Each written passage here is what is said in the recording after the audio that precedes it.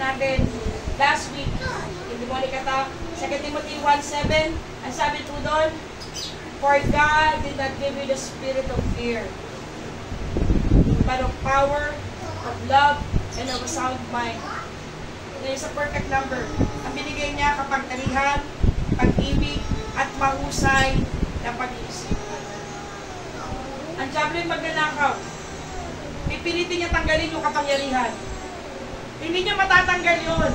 Ang gagawin niya lang, magsisinungaling siya sa'yo. Na wala ka na magagawa, ang tawag na spiritual torment. Na yung ginawa mo ay, blasphemy.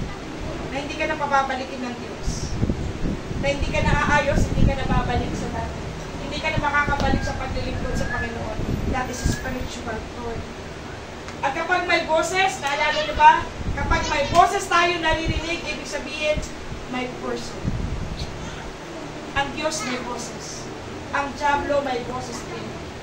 Ibig sabihin, hindi ikaw yung naririnig mo, kundi sila. So, depende kung sino pakikinggan natin. Amen?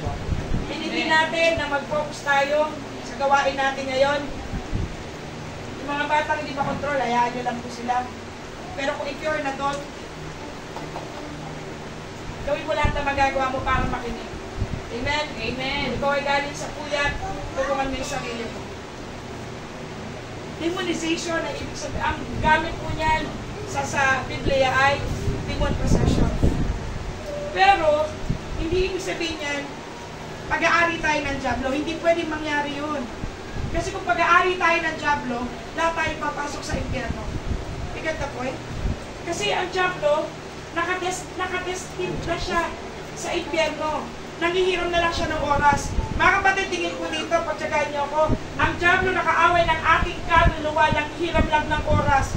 Kaya nagmamadali siya kasama ng lahat ng kanyang mga kambon. Lalong-lalo na sila na nakikipaglaban pa para sa kanilang pananampalataya. Lahat tayo pumasok sa isang gera, sa isang battlefield, at walang nakitira sa gera na mahina ang loob. Amen? Amen. Kaya sabi ng Diyos, He did not give you spirit of timidity, na walang mahina ang loob sa gera. Hindi ka pa tinatamaan, umaatras ka. Hindi ka pa na-demonize, umaatras ka. Kaya na totoo. Pero sabi niya, binigyan ka niya ng kapangyarihan. Para sa nakapangyarihan, para magkaroon ka ng boldness. Amen? Amen? Para magkaroon ka ng boldness na na humindi ka sa naririnig mong boses na nagtotorment sa iyo. Na nagsasabing hindi na babalik ang Panginoon. Matagal pa. Hindi ka sasama sa rapture. Walang kwentang yung paglilingkod.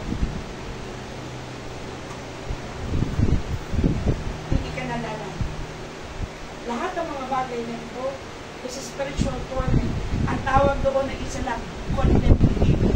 Amen? Amen? Condemnation. That's why lahat, kahit nasa mga iglesia, pag pinapasok nila ito, nandoon yung spirit of backsliding, condemnation. Why? Ang pinakagusto ng diablo, ilayo ka sa Diyos. Amen? Amen? Kung hindi niya magawang mailayo ka sa Diyos, gagawin niya miserable ang buhay mo para hindi ka makapaglingkod ng tama sa Diyos.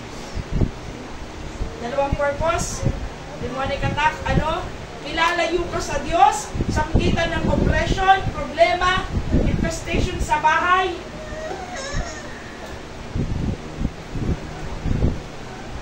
Huwag kayong lalabas ng bahay na pinipili ng Amen. Amen.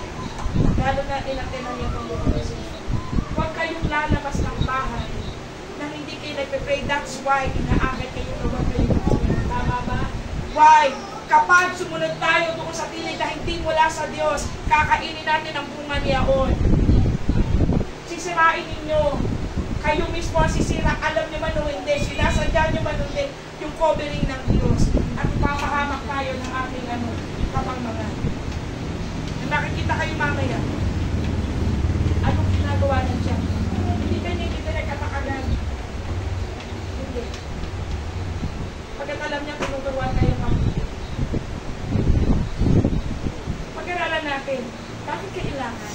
malaman natin kung ano nangyayari sa atin. For the sake ng isang kaluluwa, may 4 na stages ng demonization. Una, yung sa bahay. Pag meron ka mga gamit, yung isang bahay na pinuntahan ko, meron. May nasilip ko sa taas. So, may mga gamit ka ba na ginagalaw, binubulabog ng diablo? Ilagay mo lang dyan, mamaya wala na. O kaya meron bang problema sa'yo na pag dumating patong-patong, sabay-sabay, at once?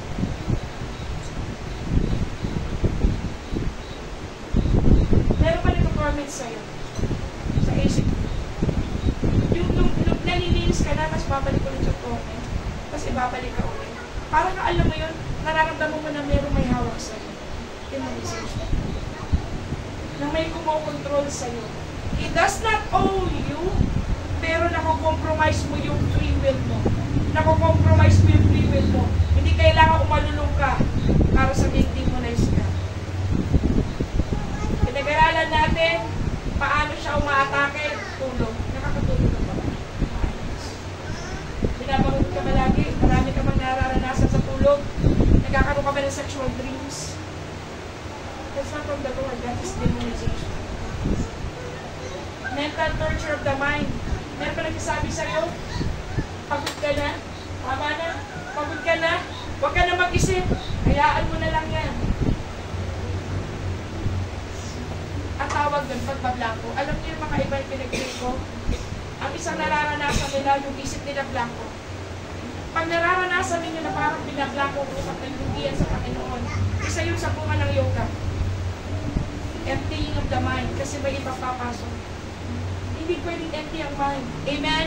Sabi ng Biblia, Philippians 4:8, ano mang mabubuting bagay, ano mang bagay na mayroong katwiran, kagalang-galang, mabuti, yun ang isipin mo. Ibig sabihin, hindi pwedeng mablangko ang isip.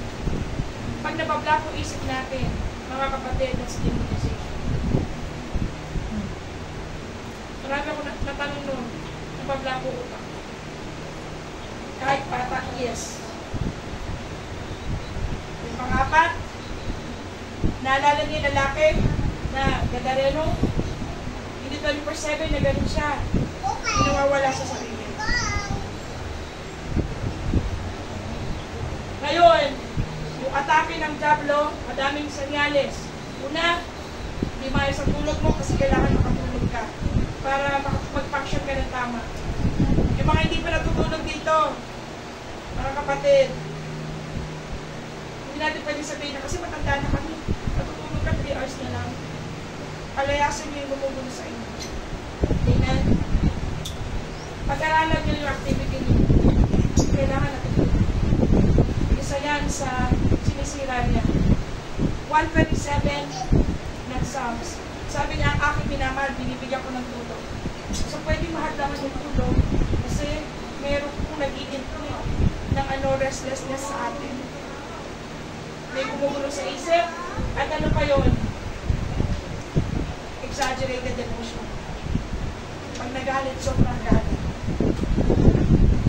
Pag-aralan natin, iba pang mga sumusunod. Bago po yun, yung una natin pinag-aralan ay 2 Timothy 1:7. Tama? Hindi tayo binigyan ng spirito ng takot, kundi ng kapangyarihan. Sabi natin kapangyarihan. Pag-ibig. Mahusay na pag-iisip. Isa pa, kapangyarihan. Pag-ibig. Mahusay na pag-iisip. Deliverance is children's bread. Pag anak ka, nalala niyo kata kanina, when you say I am, pag anak ka ng Diyos, dapat sa'yo ang deliverance. Amen. Luke 4:18. Sabi niya, the anointing of the Lord is upon me to preach the gospel to the poor, to heal the broken-hearted, and to set the captives free. Ibang version, deliverance, deliver the captives. Ibig sabihin kasi they are in a cage, may kumokontrol sa kanila. Pwede kasi natin makompromise yung ating freedom. Nasa iyo pa rin, pero pwede mo makompromise. Pag-aralan po natin yung 15:26. Basahin niyo po yan. But he, handa simulan. But he answered and said, It is not me to take the children's bread and to cast it out. Pwede niyo ko'y salitang children's bread. Tinapay sa mga anak. Hindi lamang puhiling. Kung hindi, deliverance. Casting out.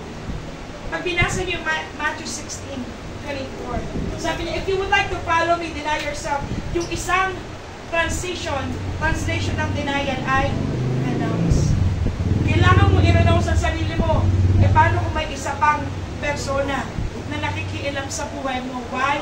Ikaw kasi ang hatulan ng Diyos. At kung nakikisaw-saw siya sa buhay mo, at ginagawa ka niya ng mga bagay na ayaw mo, pero napapapayag ka, sinasadya mo man o hindi, alam mo man o hindi, kailangan mo siya i-renounce. Amen? Amen. You use the same verse. Ang paglapit sa Diyos, kailangan i-renounce sa sarili. So, nire-renounce natin yung sarili natin. Pero may time, kahit nagpipray ka na, nagbabasa ka ng Bible, meron pa rin kumukontrol. Alam nyo, mahirap lumaya pag mo. Sino dito naranasan na parang may kumukontrol sa kanya? Alam mo yung gagawin mo yung mali, tapos afterward magsisisi ka. Pag mo ginawa yun, parang ayaw mo gawin, pero nagagawa mo. Sino? Taas ka man. Eh, sino pala yun? Tama? There's something na kumukontrol sa atin. Kaya lang, pananagutan natin kasi tayo yung naharap sa Diyos. Hindi mananagutan ang Diablo kasi tapos na siya. Kaya ang ginagawa niya, ipinapanagot niya tayo. Okay, di po tayo mabuti? Ika-apat na sign na nararanasan mo yung demonization. Intense desire for defiled things. Defiled, madumi. Ang mga demonyo, ang pagkain nila ay mga gawain madumi ng mga tao. Pag nagbabad ka sa okod, yung mga tao na sumasama sa mga taong nagpa-practice ng okod, dinidefile din nila ang sarili nila. Why? Do not touch unholy thing, ang sabi ng Diyos. Kung sumasama ka sa kaibigan mo, nagbabasa ng kamay, nagpa-palm reading, nagbabaraha, nagtatawas, at kung ano-ano tumatawag, tatawagin natin ang spirito. Those are all defiled things. Yun ang pagkain ng mga demonyo. At yun ang ginagawa niya. Inuusig niya yung mga tao, lalong-lalo na mga Kristiyano, para humawak ng mga bagay na marunong. Kung meron ka niyan sa buhay mo, dati, dapat mo pa rin niyang i-renounce. Hindi na nakukuha ng pagsisisi lang. Kailangan maputol yung control niya sa'yo. Magiging gaya ka ng puppet. Kailangan putulin yung string. Paano? Renouncing. Matthew 16:24. If you will follow me, deny yourself. If you will follow me, renounce your demons. Nakasulat naman. Drugs. Sa prison, sabi ko, marami ka siya. Nagdalibre kami sa isang. Marami na kulong doon drugs. Hindi unbeliever, Kristiyano. Hindi basta Kristiyanong nakaupo lang. Naglilingkod talaga sa Diyos. Ang kaso, drugs.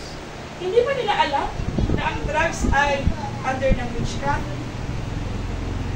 Alam nila. Pero there is a control. Demonization.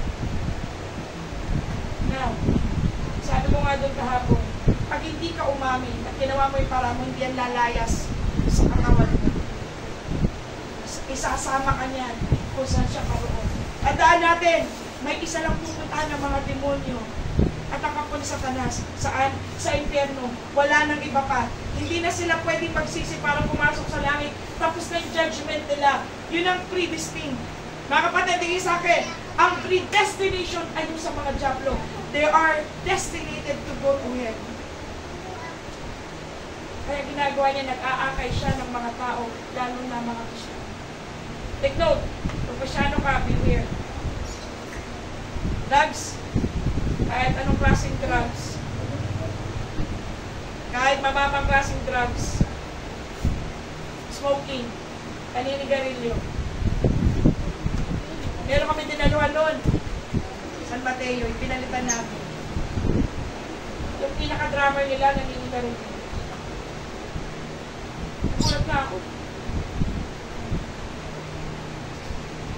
Pwede may patago. Alam sabi, pwede mong gawin yan. Kasi hindi ka naman nila nakikita. Alam mo, nagtanong ako doon sa kulungan, kahapon. Alam mo talagang tanguan sila. Sabi ko namin, hindi na ba yun? Sabi niya, oo. Bata ka pa lang ka. Kasi, ang mga demonyo, kaya kang pag-aralan, bata ka pa lang. Hindi niya alam ang buong buhay mo, pero pwede ka niyang sundan. Pwede niyang pag-aralan ang kahinaan mo. At hindi mo maliliyam ang kahinaan mo kasi kung ano lumalabas sa bibig mo, nire-record nila. Kung paano paano yung itsura mo, nire-record nila. Pero sila nakikipaglaban sa iyo at sa akin. They are not all knowing. Hindi sila Diyos. Pero may paraan din sila, may taktika din sila. Why? Meron silang misyon. Ang misyon natin ay mabigyan lugod ang Diyos at sumama tayo sa Kanya, sa Kanyang kaharian. May misyon din ang demonyo. Ilayo ang mga tao sa Diyos. At dalhin sila kung saan sila paroroon. Sa India. So, kalaban natin, Ephesians 6:12, tama? Hindi laman, hindi tao, kundi mga kapangyarihan.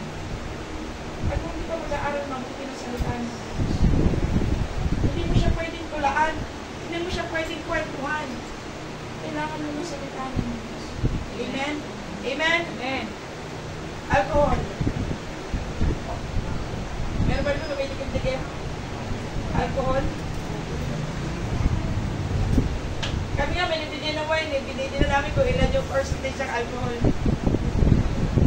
Sabi ko nga, kung red wine yan, huwag lang napakataas ng alcohol content. Kasi iba ang gamit mo. Hindi siya talaga para doon. Ang lasing talaga pag mataas ang alcohol content. May nakikita kong wine na mababa lang mga 3%. Pero sa ginaduhin mo, alam mo purpose mo ba't ka umiinom.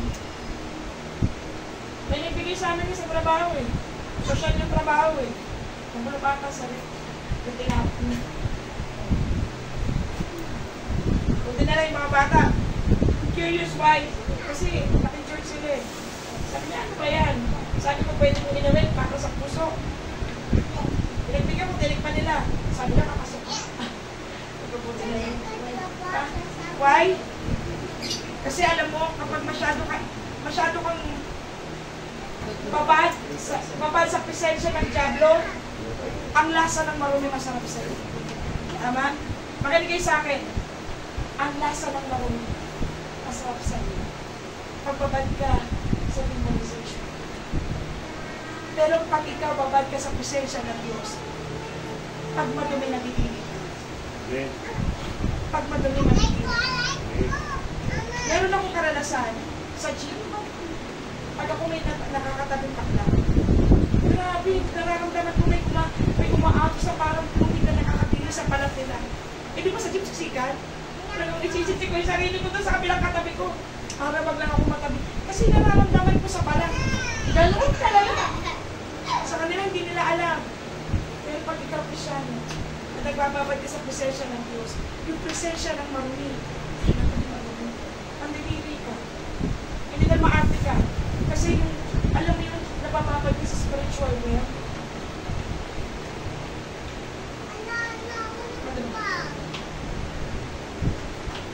Gambling. Sabi rito, kilala ko. Ginawa niya trabaho yung online sabong. Trabaho naman daw eh. Sabong pa rin yun. Hindi nila ma-detect na demonization dito. Sabi ko nga, ang pera, galing sa Diyos. Why? Sabi niya, He created all these people in His time.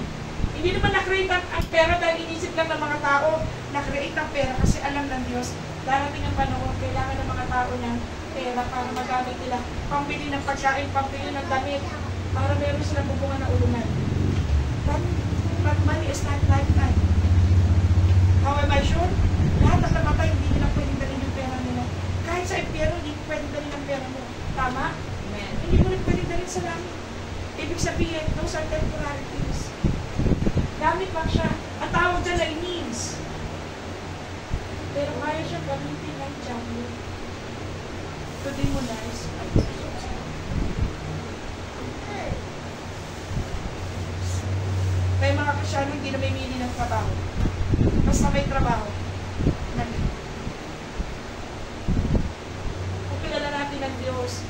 hindi niya pababayaan ang mga anak niya magtampisaw sa trabaho mo.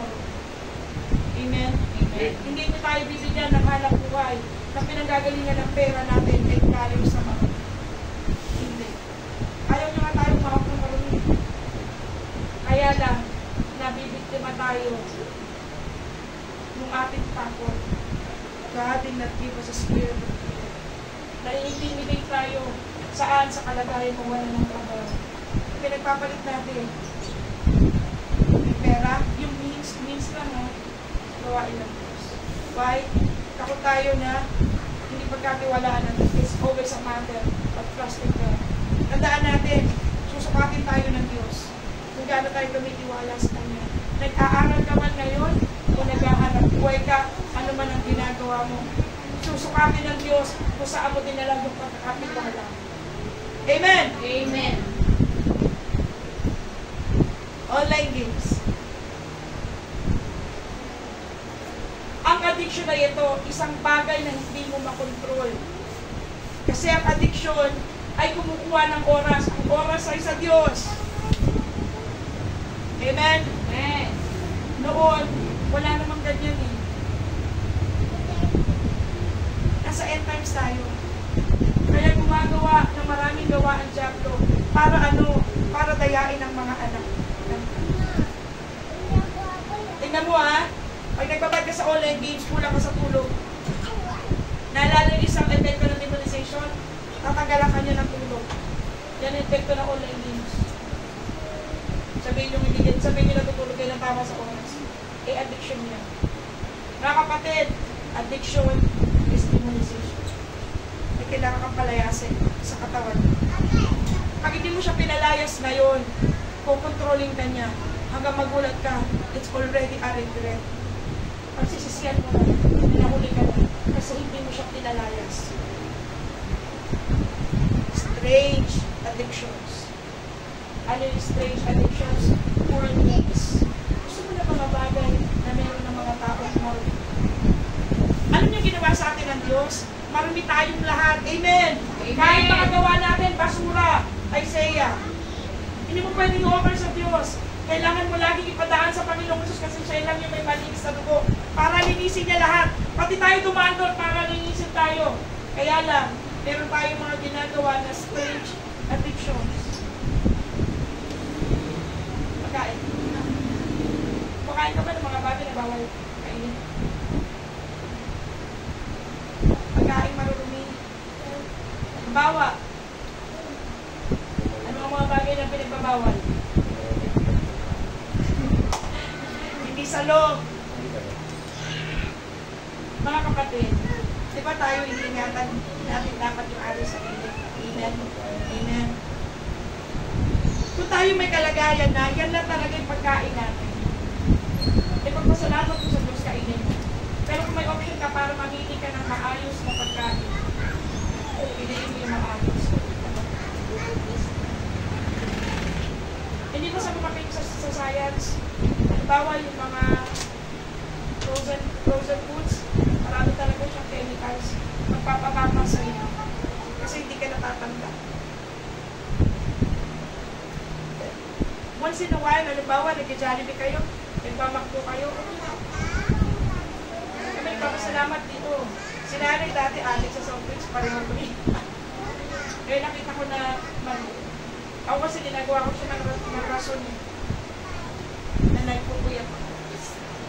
Pero ilang buwan na, hindi na kami nito soft drinks. Damay siya kasi gusto ko nakapit. Alam niyo mga kapatid, may mga, minsan hindi ka nagpo-fall dito. Tingin kayo, hindi kayo nagpo-fall sa drugs, smoking, alcohol, gambling, online games. Pero meron bang gawain sa buhay natin na alam mo ayaw ng Diyos, pero hindi mo makontrol?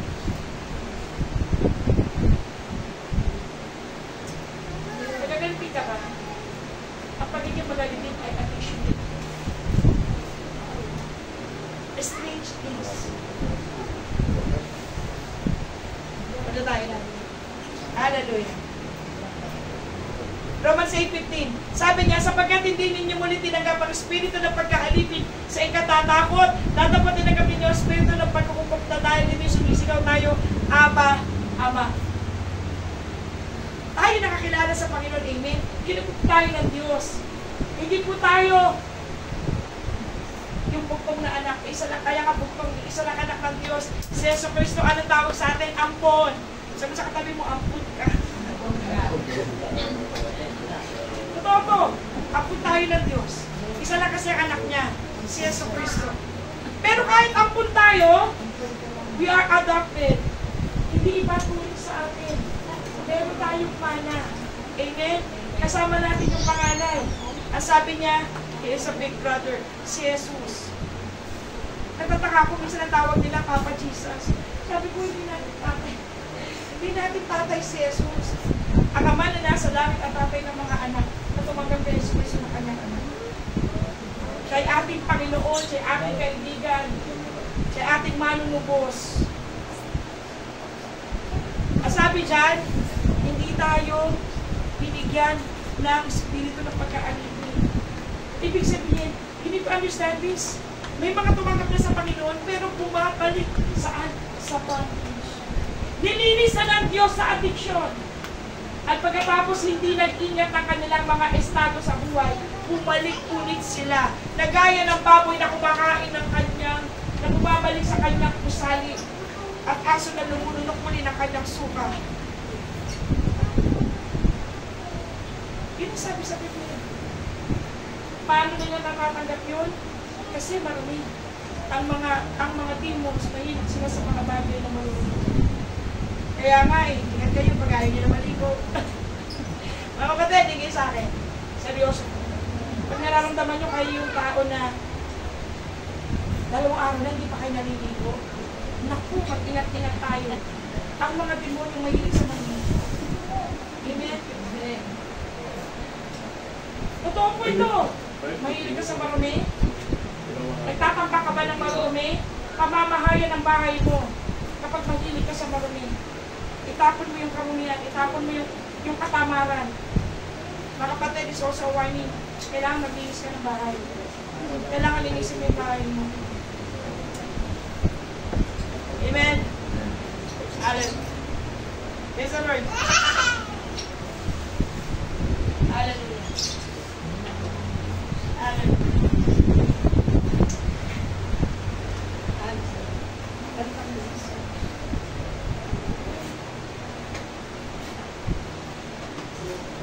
Praise the Lord. Sabi po dito sa Matthew 15:22. Basahin niyo po yung Tagalog sa baba. Handa simula na. Darito? Narito ang babaeng kamanan ng mga hangganan ng Diyos at nagsisigaw na nagsasabi, "Tawagan mo ako, O Panginoon, ikaw ang anak ni David. Ang aking anak na babae ay pinahihirapan ng ng sakit." Yung bata may sakit. Pero sabi nung kanina yan buman, pinahihirapan, he was vexed by and he was grievously vexed with the devil. Mga kapatid, karamihan din po ng sakit ay meron din decision. Titigan niyo po yan ha, yung kananian buman, siya yung sinabihan ni Jesus na hindi pwedeng itapon ang pagkain ng anak sa mga aso. Kasi hindi siya nag-joy. Pero hindi nang ibig sabihin, tinitignan niya lang yung pananampalataya ng babae. Kung hanggang kailan siya magmamakaawa sa Diyos. Mga kapatid, tingin kayo sa akin, may matutunan kayo dito. Ang Diyos ay Diyos. Amen? At marapat siya ituro ng Diyos. Amen. Kung siya talaga ang hari ng mga hari, Panginoon ng Panginoon, dapat siyang pinakamataas na pagpaparangal sa Kanya. Pag tayo kumilos, yung pinakamaayos na pagkilos para sa Diyos. Kung yan talaga ang tinasampalatayanan mo, na siya talaga ang hari ng mga hari, Panginoon ng mga Panginoon.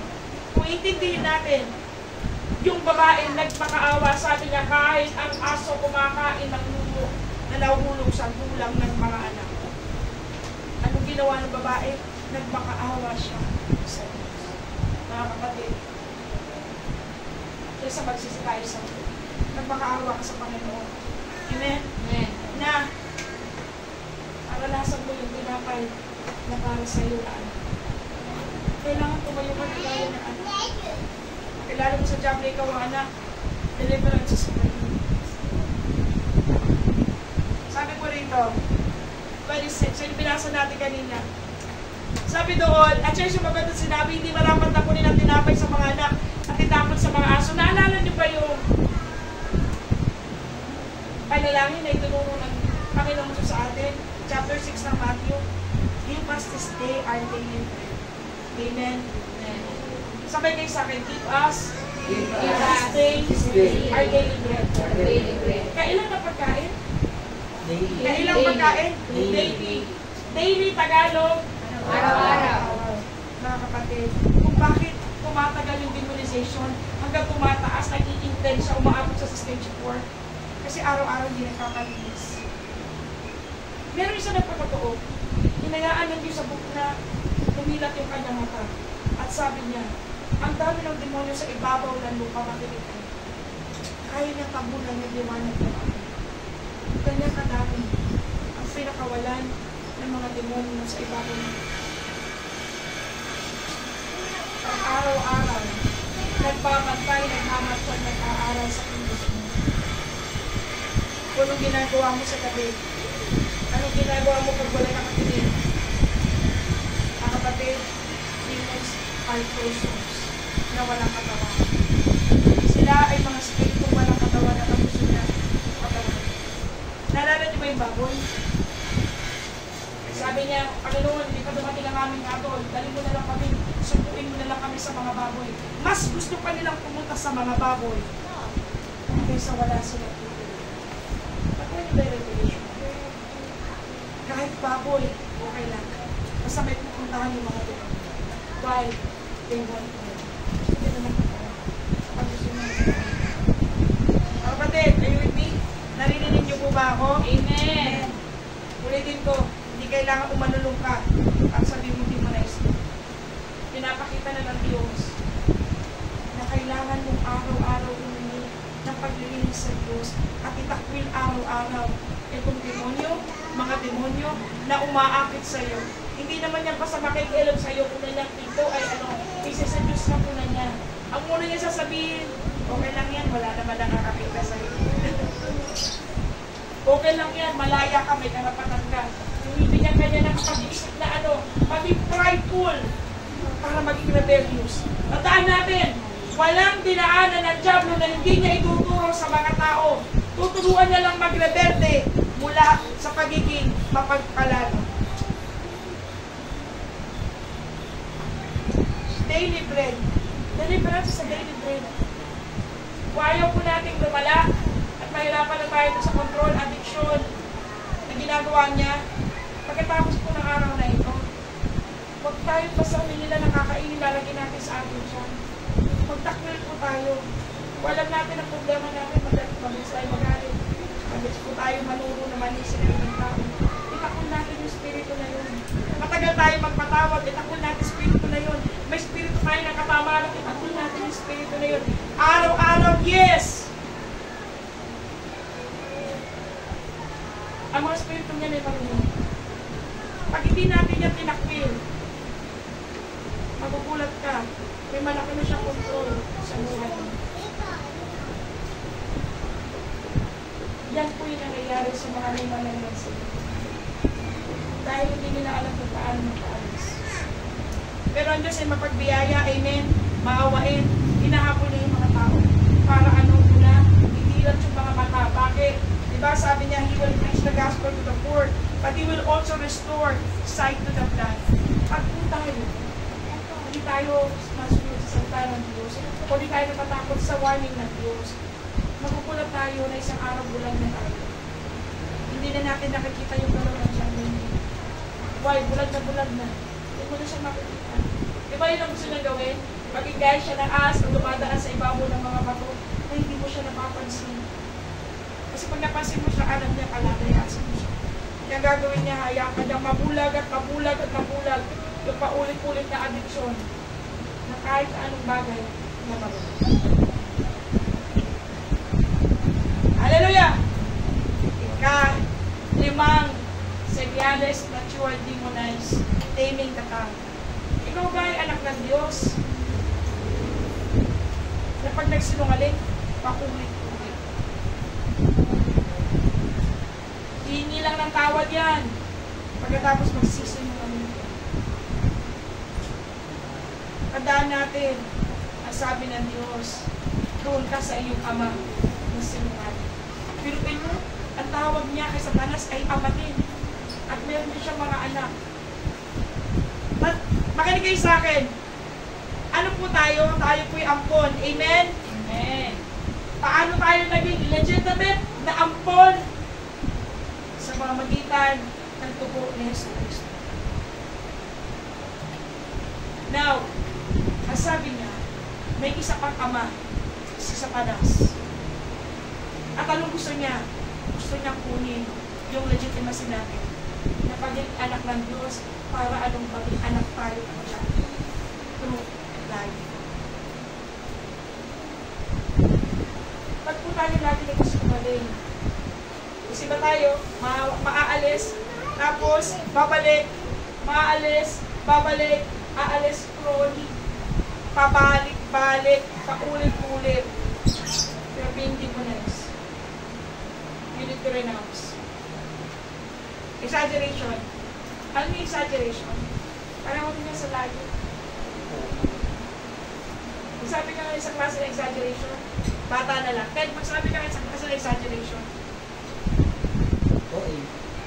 OA. Magsabi ka mag-sample ka ng exaggeration. Ha? Ano na? Napakapangit mo. Pa-victim?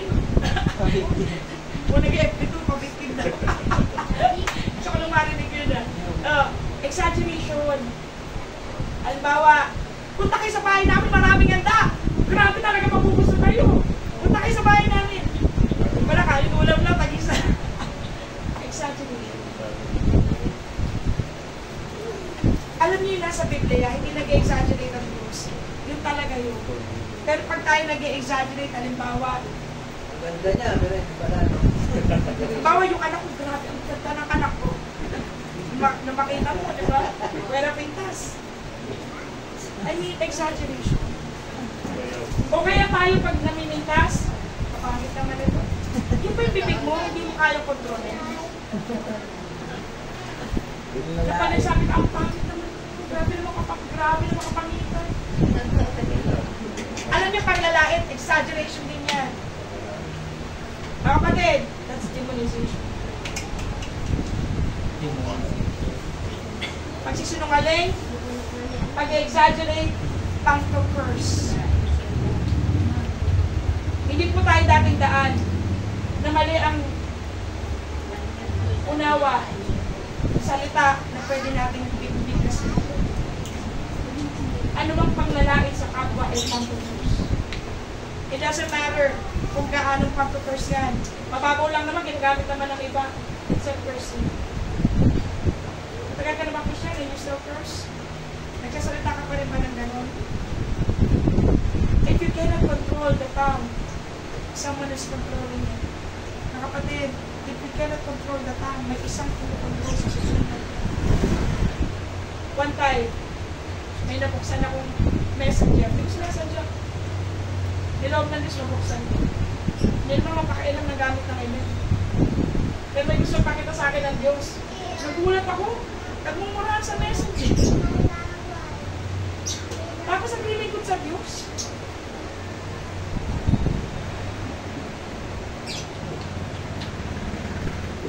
Tingin po kayo sa akin. Mga kapatid, mga bata, tingin kayo sa akin sa gano'n. Nung ako po ay bata, alam ko may marumi ako sa Diyos. Wala akong ginawa ko kinapurse. Lahat na nakikita ko kinapurse. Kahit magulang ko na-purse ko na, kahit mga kapatid ko sa mga ako mga nagigil. And I feel good.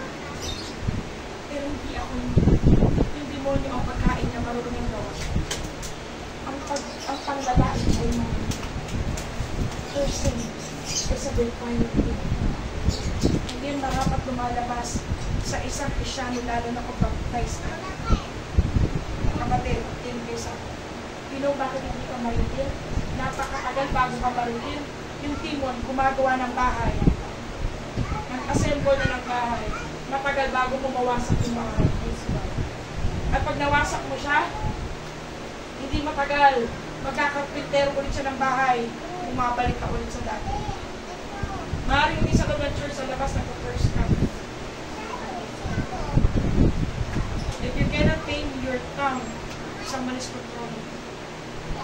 Kahit messenger, mga kapatid, yung mga nag-text, nag-chat, kahit tinitext mo lang yan, kahit sinachat mo lang yan, pag ikaw sinabihan ng cursing, huwag ka sumagot ng check.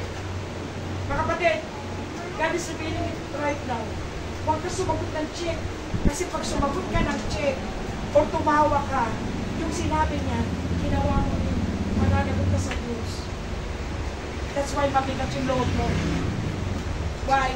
Kasi ang mga spirito marunong mabibigat sa katawan. Do you remember, first time na tumanggap sa Panginoon? Diba? Nung tayo tumanggap sa Panginoon, naging tayo ng tawad. Nag-renounce tayo, tapos pinatawad natin lahat. Diba parang kay sako na umalis sa katawan natin na mabigat? Because those are demons. Those are demons na akala na pag-aaral na tayo. Ako na ko nahihiya magsabi. Grabe, sobrang pala sa kabibig ko. Nahihiya na rin ako pero hindi ko siya makontrol. At isa sa inayos sa akin ng Panginoon na mga kilala ko sa first tsaka pagkanta ng word to song. Do you sing word to song? Dapat kasi heavenly song ang lumalabas sa bibig. That's what our Mother created for. He created all things beautiful in His time. Walang maganda sa secular songs.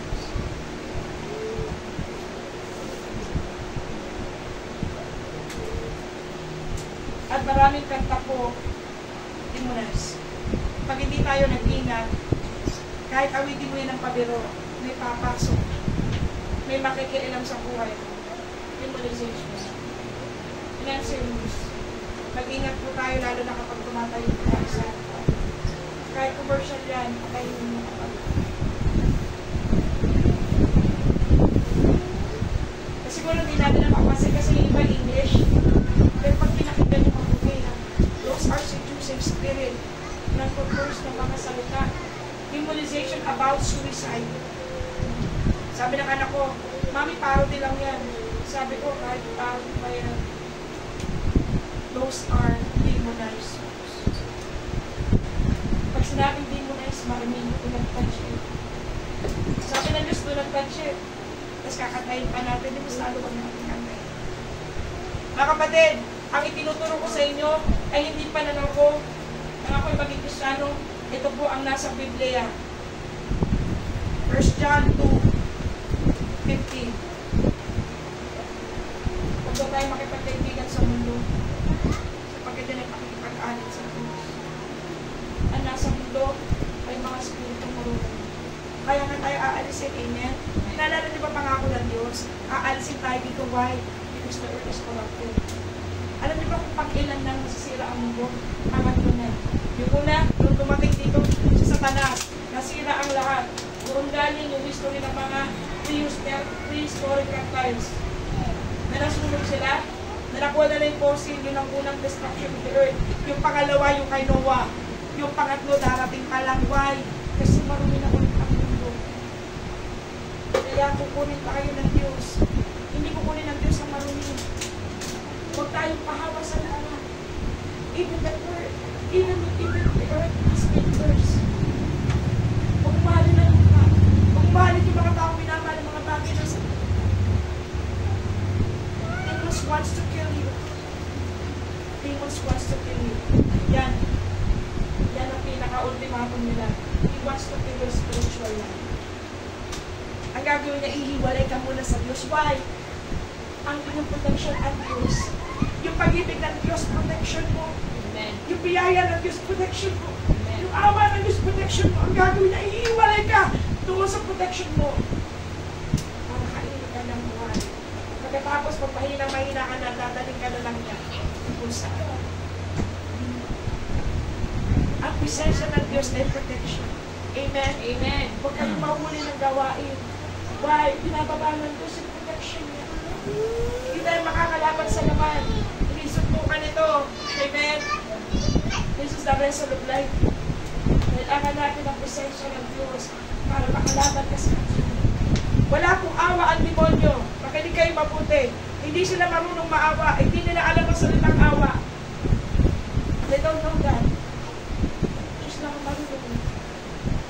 Pero pag separate tayo, mahirapan ang buhay natin. Mahal tayo ng Diyos, but we will always choose.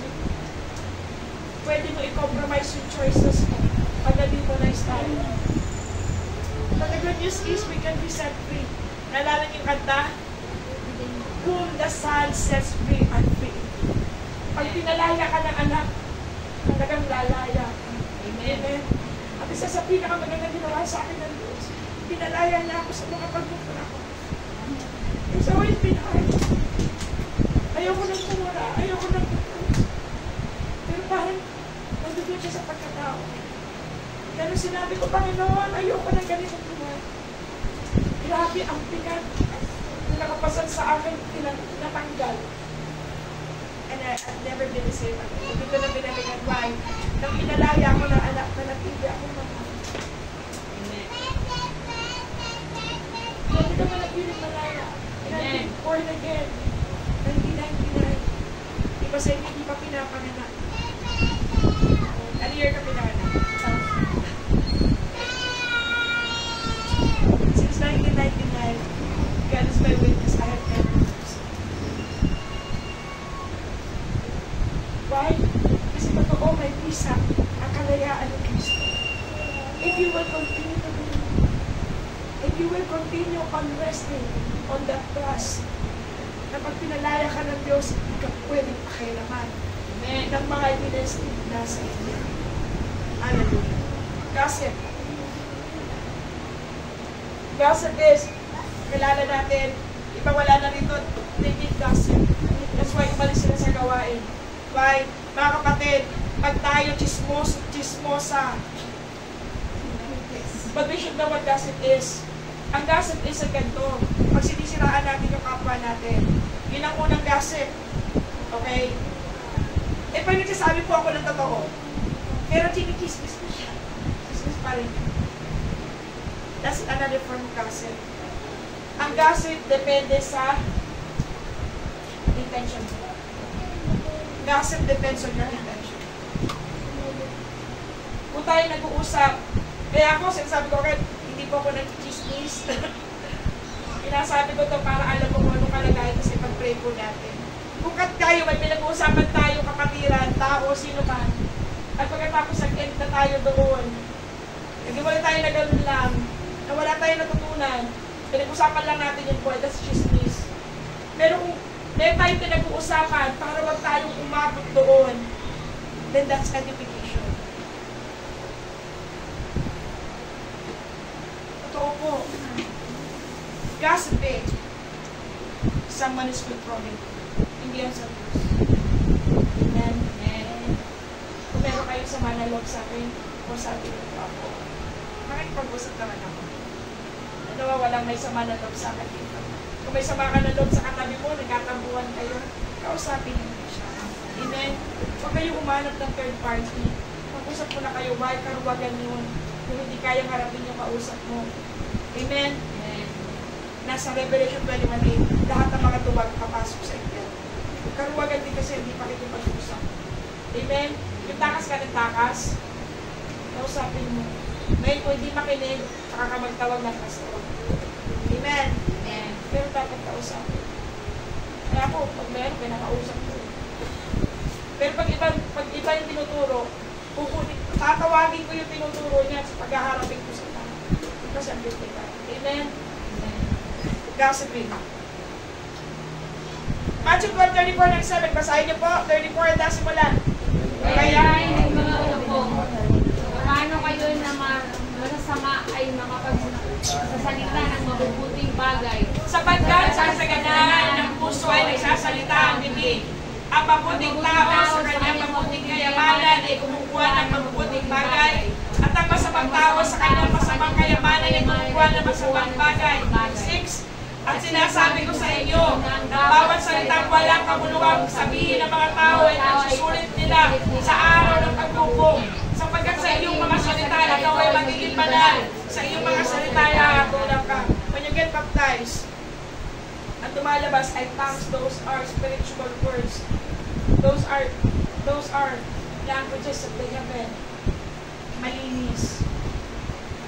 Ganon din dito. Kapag marumi yung puso, iba rin ang lalabas sa bibig. Kaya mga kapatid, lagi natin patayan yung ating spirito. Paano tayo nagsasalita? Amen. Amen. Amen. Ulitin ko. Hahabulan ng Diyos.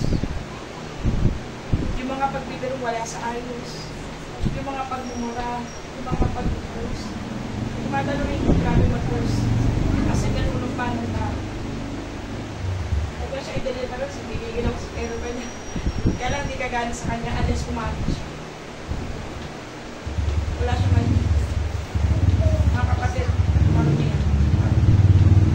Ang bibig natin, gustong linisin ng Diyos para magsalita lang na malilinis sa bagay. Why? Life and death is in the power. You can both speak life and you can both lose. Pwede ba mag-verse at saka magsalita ng buhay? Actually, hindi. Pwedeng lumabas sa tinig mo yan, pero isa lang mananahid. At ang Diyos ay malinis. Hindi niya papayagan sino man nagsasalita ng buhay at nag-curse mo yun. Hihiwalay yung bisa ng pagsasalita ng buhay. Ang mananatili ito sa salita ng mga tao. Amen. Amen. Hallelujah. Dapat 15:2-4. Ito, maganda to. Malapit na po tayo matapos. Tingnan niyo po yung verse 2. The tongue of the wise useth knowledge aright, but the mouth of fools poureth out foolishness. Hindi po yung Tagalog. Ang tila ng patas ay nagbabadya ng tuos ng kaalaman, ngunit ang bibig ng mga mangmang ay nagbubugso na kamangmangan. Demonization, anong gusto niya gawin? Gawin niya tayong mga mangmang. Amen? Gawin niya tayong mga mangmang na magsalita lang kahit na ano, na hindi pinipili. Kasi yun ang gusto niyang gawin. Para ano? Para ma-curse tayo ng Diyos. Amen. And then yung verse 4. A wholesome tongue is a tree of life, but perverseness therein is a breach in the spirit. Kalikuan niya ay kasiraan ng diwa. Spirito, breach. Pag po tayo spiritually weak, kasi sira, ano mangyayari sa atin? Plus yung kamangmangan, gagawa po tayo ng mali. Gagawa tayo ng sira. Ulitin ko, ang proteksyon natin yung presensya ng Diyos. Kasi the more na nagbababay ka sa presensya ng Diyos, the more na nagiging matalino ka. Amen? Amen. We have the mind of Christ. Kaya ginagawa niya, inihiwalay niya yung presensya ng Diyos. Hindi totoo na walang presensya dito.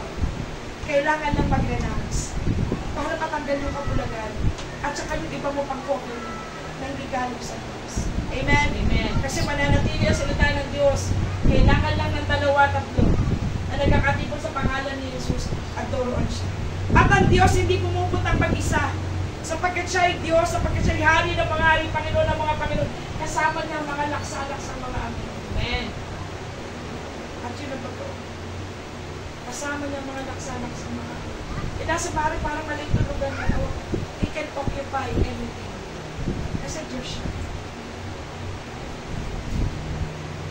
Ang hindi pagkumontrol ng dila is another sign of demonization.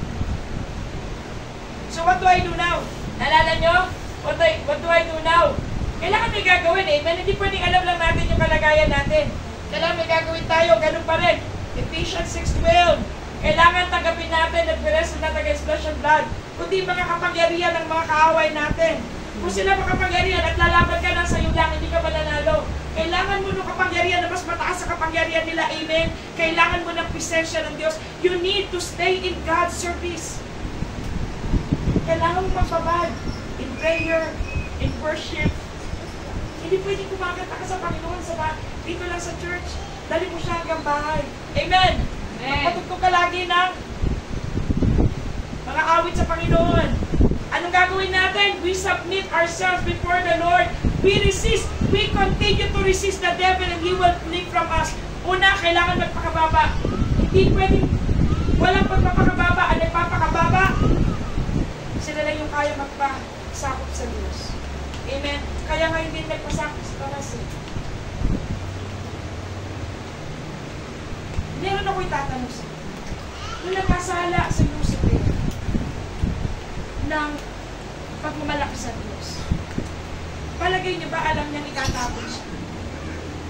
O hindi niya alam? Alam niya itatapon siya o hindi niya alam? Alam niya? Ikaw nanay, hindi niya alam? Ikaw Bisay, hindi niya alam? Ikaw Janice, ikaw Ted. Sino pa?